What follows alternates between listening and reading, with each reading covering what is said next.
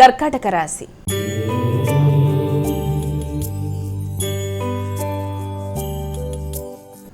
కర్కాటక రాశి వారికి నేటి రాశి ఫలాలు ఎలా ఉన్నాయి?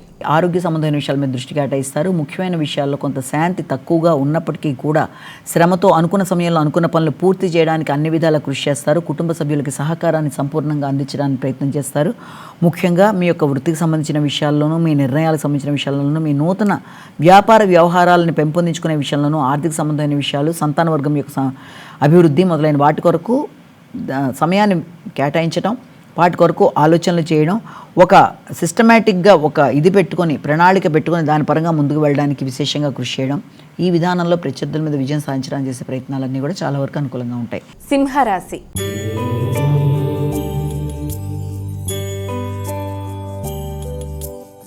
తదుపరి రాశి అయినటువంటి సింహరాశి వారికి నేటి రాశి ఫలితాలు ఏ విధంగా ఉన్నాయి? సింహరాశి వాళ్ళకి మానసిక ప్రశాంతతను పెంపొందించుకోవడానికి విశేషంగా కృషి చేస్తారు.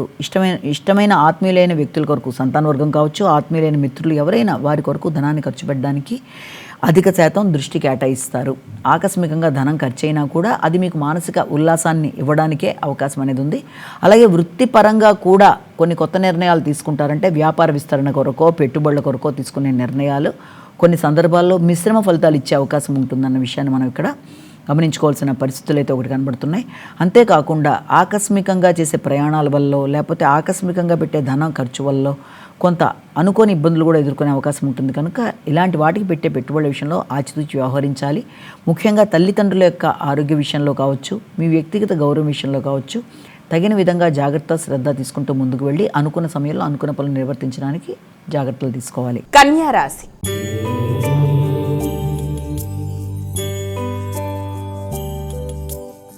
తదుపరి రాశి అయినటువంటి కన్యా రాశి వారికి నేటి రాశి ఫలాలు ఎలా ఉన్నాయి? కన్యా రాశి వారి విషయాన్ని తీసుకున్నట్టయితే కన్యా రాశి వాళ్ళకి విద్యాపరమైన విషయాలు, నూతన విషయాలు గ్రహించడం, అలాగే ఆహార స్వీకరణ, కొత్త ప్రదేశాల్లో ఆహార స్వీకరణ, కొత్త ప్రదేశాలను సందర్శించడం మొదలైన వాటికి అవకాశం ఉన్న సమయంగానే దీన్ని మనం భావించవచ్చు. గృహానికి సంబంధించి కానీ, గృహ వాతావరణానికి సంబంధించి కానీ, స్థిరాస్తులకు సంబంధించిన విషయాల మీద కానీ అధిక శాతం దృష్టి కేటాయిస్తారు. స్థిరాస్తులను పెంపొందించుకోవడానికి తీసుకునే నిర్ణయాల విషయంలో తగిన జాగ్రత్తలతో ముందుకు వెళ్ళాలి.